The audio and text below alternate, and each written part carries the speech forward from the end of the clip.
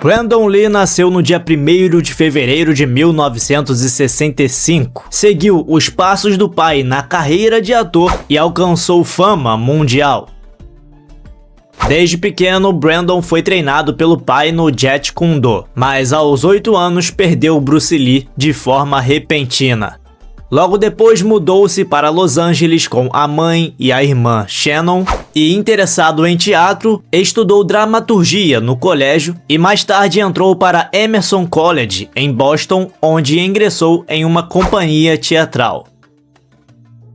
Mesmo priorizando a atuação, ele também voltou a treinar Kung Fu com os discípulos do pai, nunca deixou as artes marciais de lado. O primeiro filme de Brandon Lee foi The Crime Killer, um projeto pessoal de George Penn Andreas, que assinou a direção, o roteiro, a edição e ainda atuou como Zeus, um protagonista, um policial grego que perde o distintivo e é recrutado pela CIA e parte numa guerra contra o tráfico. Foi uma produção cheia de exageros, com tiroteios caóticos, cortes bruscos, disfarces constrangedores e, apesar de um tom involuntariamente cômico, marcou a estreia de Brandon Lee de uma forma bem breve. É realmente uma ponta como um gangster, mas que nem foi creditado na época como um papel de verdade. E o primeiro crédito de verdade dele veio logo na sequência, com Kung Fu, o filme.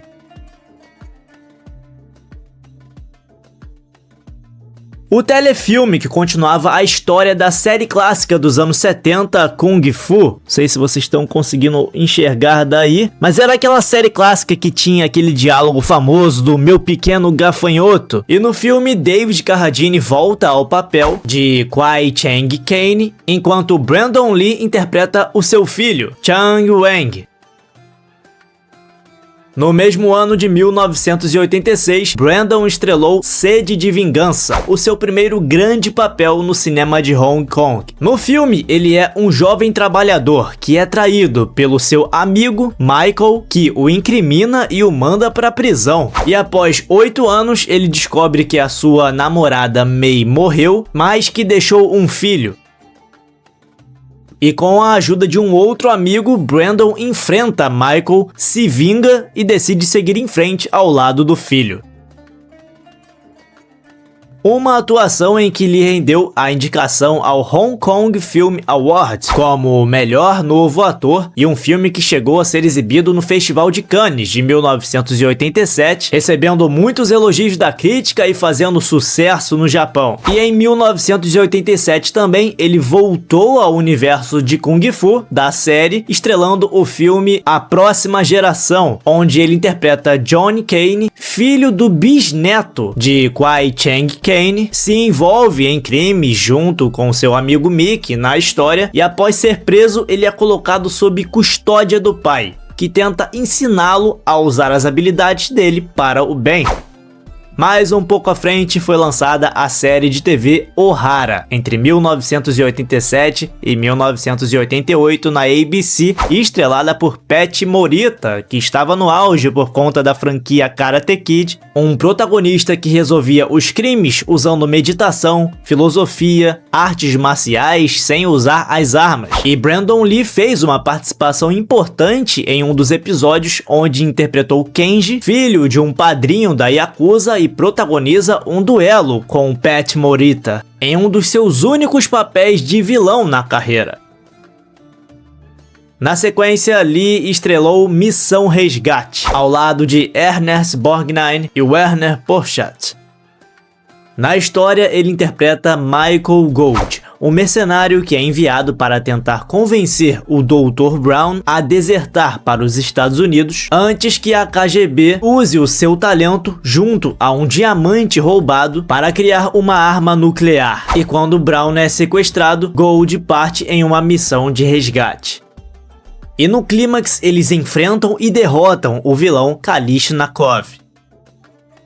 Na sequência, Brandon Lee teve o seu primeiro papel em um filme no cinema americano, com Massacre no Bairro Japonês, dirigido por Mark Lester e estrelado ao lado de Dolph Lundgren. O filme foi um fracasso de bilheteria e recebeu muitas críticas negativas, mas conquistou um status cult. principalmente pela química entre os protagonistas. E aqui Brandon é Murata, parceiro do policial Chris Kenner de Los Angeles, e juntos eles investigam a Yakuza local, liderada por Yoshida, que é responsável pela morte dos pais de Kenner e de outras vítimas. E durante a investigação enfrentam várias gangues rivais, emboscadas que armam contra eles e resgatam reféns. No clímax, Kenner e Johnny enfrentam Yoshida num duelo intenso, derrotando-o, salvando a cidade e saindo aclamados como heróis. Um ótimo filme. Na sequência, Brandon Lee estrelou Rajada de Fogo, em 1992. O diretor Dwight Little foi contratado pela Fox para fazer Rajada de Fogo após o sucesso que conseguiu em Marcado para a Morte com Steven Seagal, com um objetivo de transformar Brandon Lee em uma nova estrela de ação. O roteiro foi feito sob medida para Lee, que colaborou com o roteirista e coreografou as suas próprias cenas de luta. As filmagens ocorreram em 1991 em locações como Tailândia, Chicago, Los Angeles, adaptando os cenários conforme necessário, inclusive reconstruindo um restaurante para uma cena do desabamento. Eu adoro as cenas de ação desse filme, cara. O Brandon Lee tava no auge. Pancadaria, velocidade, muito carisma. Um dos melhores filmes dele, com certeza. Você não pode perder se você ainda não viu. E Rajada de Fogo também foi um arregaço quando foi lançado em VHS. Teve um lançamento sólido nas locadoras, chegando ao top 10 da Billboard, algo que era considerado incomum para um filme liderado por um artista marcial. Então ele estava quebrando paradigmas. E enfim, em 1994, O Corvo, que virou cult, mas também que ficou marcado por uma tragédia.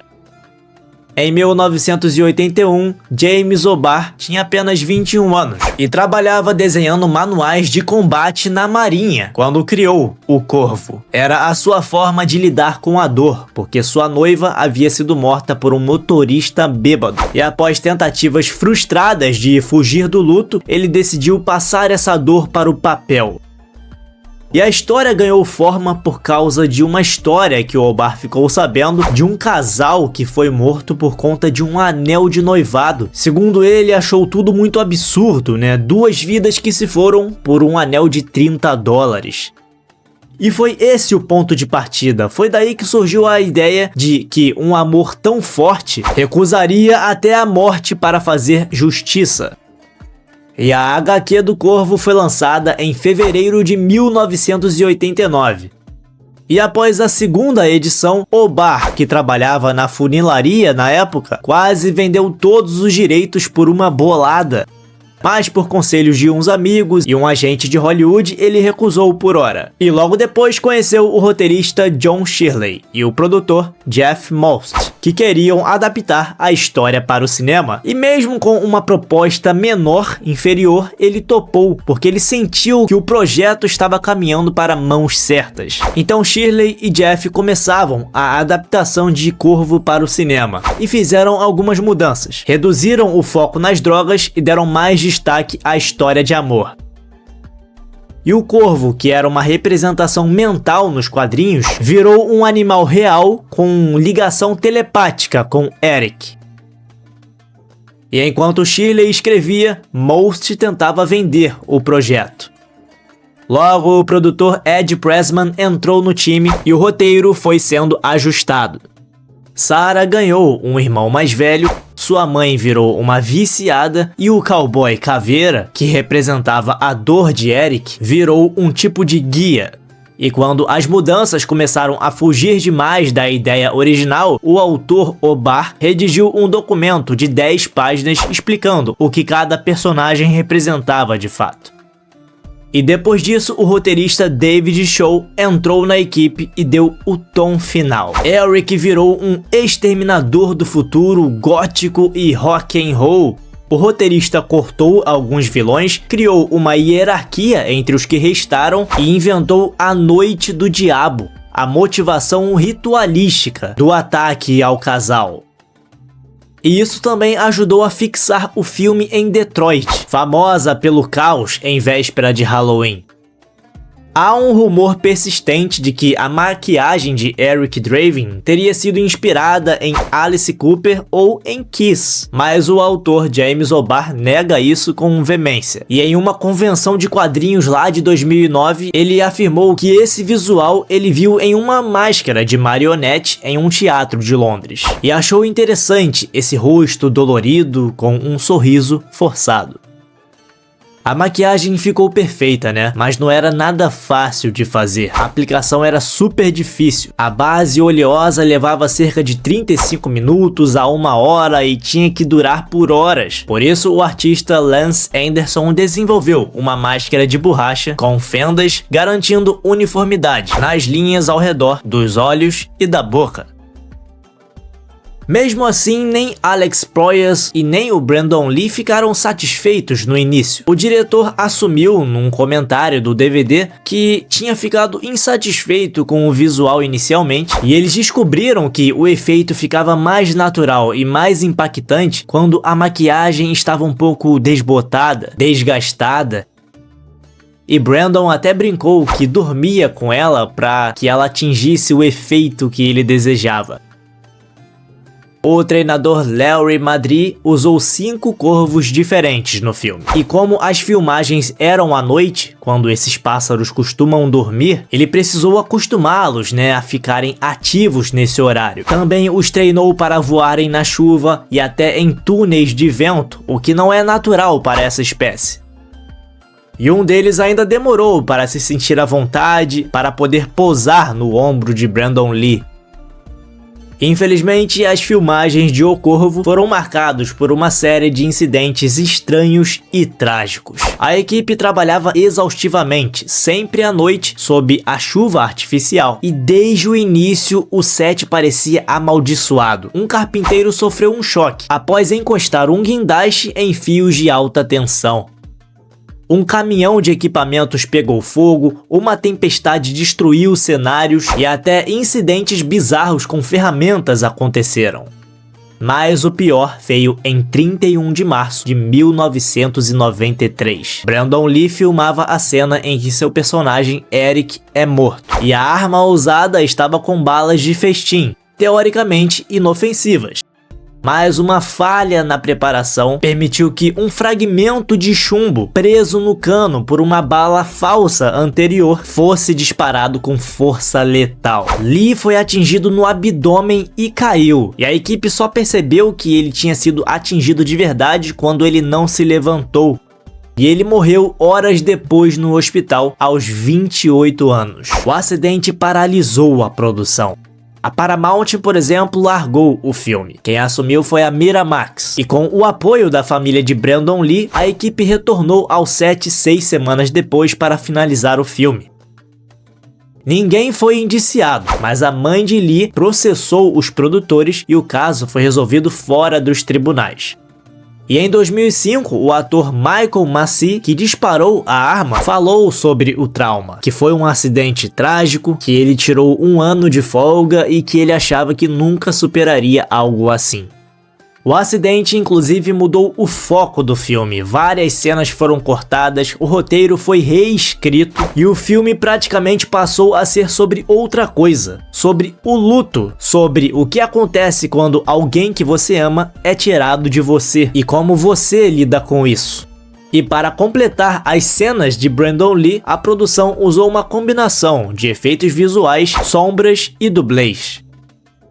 E pra finalizar, não tem como não citar a música Burn, de The Cure. Daquelas que você dá o play e quando vê já tá ouvindo pela 5ª vez sem parar. Uma atmosfera sombria, um vocal rasgado, uma guitarra hipnótica. Combina tanto com o clima de O Corvo que parece que foi feita dentro do filme. Uma música simplesmente viciante. Embora que Brandon Lee não tenha alcançado a carreira lendária de seu pai, ele teve bons momentos, momentos marcantes no cinema de ação e de artes marciais. Sua trajetória, curta igual a de seu pai Bruce Lee, mostrou talento, carisma e potencial, deixando uma marca duradoura celebrada pelos fãs do Corvo até hoje.